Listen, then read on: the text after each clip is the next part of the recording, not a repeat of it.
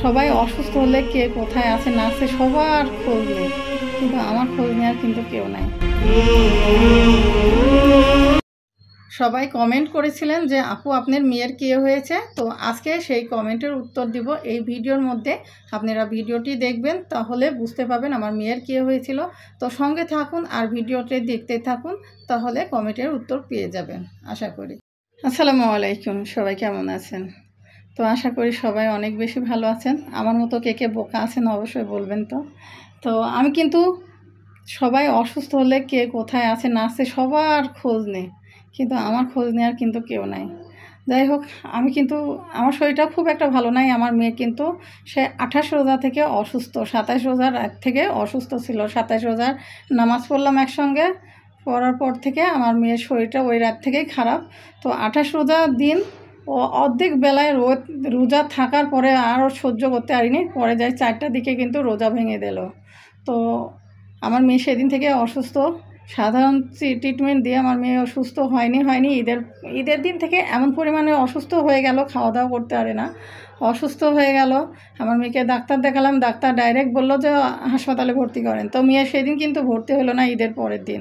তারপরের দিন কিন্তু পয়লা বৈশাখ ছিল, পয়লা বৈশাখের দিনও কিন্তু মেয়ে হাসপাতালে গেল না। পরের দিনে তখন মেয়ে কিন্তু আরও খাওয়া দাওয়া আরও ছেড়ে দিল, কিচ্ছু খেতে পারলো না। পরে আবার ডাক্তার দেখালাম, ডাক্তার স্যালাইন দিল, যে স্যালাইন বাসায় স্যালাইন দেন।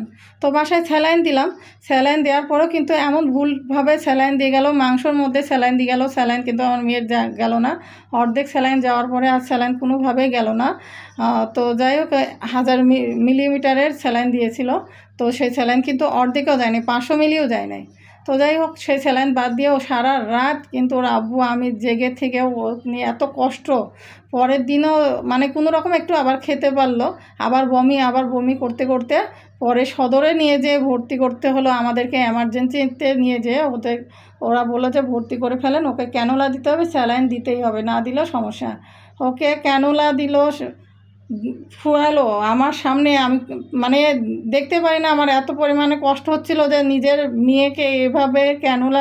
তো যাই হোক, বলতেছিলাম যে যেভাবে ক্যানুলাটা হাতে ফুটাইতেছিল আমার খুবই কষ্ট হতেছিল। তারপরেও নার্সরা বলছে আপনি একদিকে তাকিয়ে থাকেন, দেখেন না। তো আমি তারপরেও ওকে জোড়ায় ধরে আছি, ক্যানুলা ফুটাইলো। তারপরে ওকে বেডে শোয়াই দেওয়ার পরে ওকে স্যালাইনের পাইপটা লাগিয়ে দিল, তার মধ্যে আবার ক্যানুলার সঙ্গে আবার ইঞ্জেকশন ফুটাচ্ছে।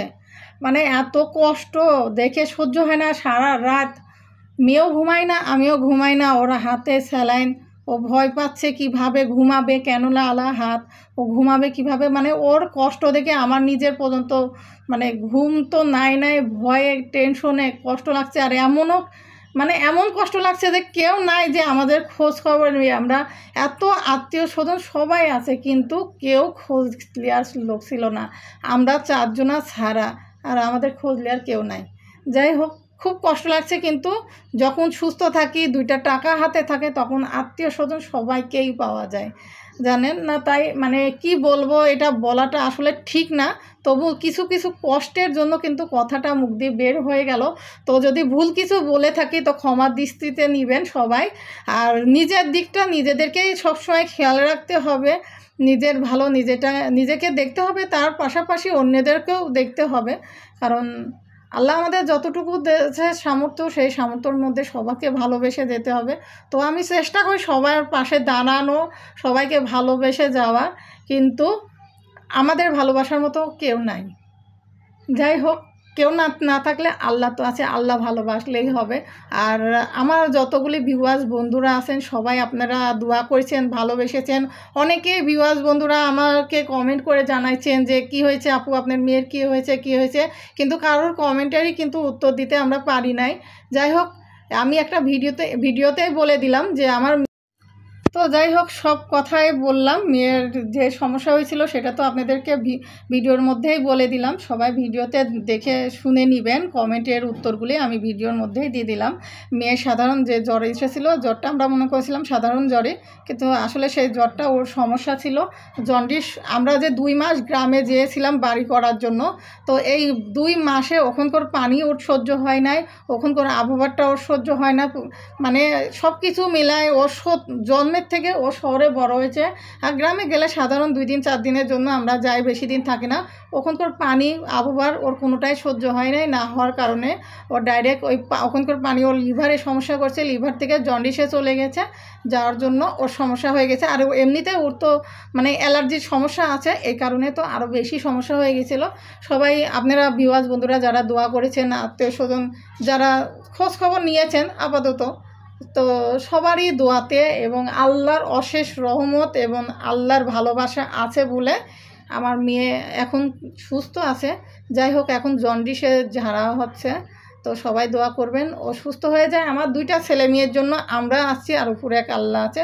সবাই দোয়া করবেন আমার 2 ছেলে মেয়ে যেন সবসময় সুস্থ এবং ভালো থাকে, আর আপনাদের ভালোবাসা যেন আমার 2 সন্তানের উপর থাকে, আমাদের উপরে থাকে। তো আপনারাও সবাই সাবধানে থাকবেন এবং ঠিকভাবে থাকবেন, কারণ এখন যে পরিমাণে গরম রোদ পড়তেছে, সবাই নিজের প্রতি নিজে খেয়াল করবেন। তো এখনকার মতো বিদায় নিচ্ছি, সবাই ভালো থাকবেন, সুস্থ থাকবেন, আল্লাহ হাফেজ।